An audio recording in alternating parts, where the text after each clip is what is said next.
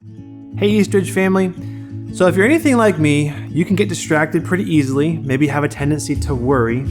And so as I've been reading in my devotional life, there was a passage that really popped up and caught my attention. Jesus is teaching a parable in Mark chapter 4 about different types of seed that are cast on different types of soil. He talks about seed that's cast on rocky places, seed that's cast along the path.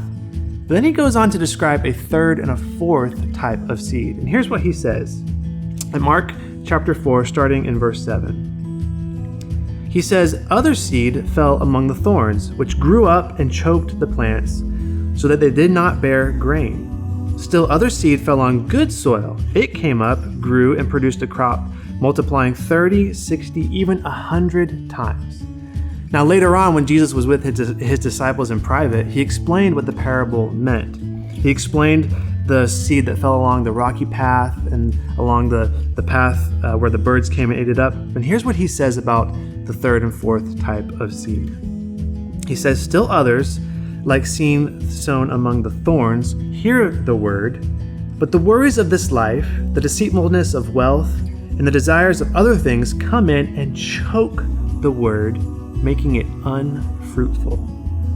Others, like seed sown on good soil, hear the word, accept it, and produce a crop 30, 60, or even 100 times what was sown."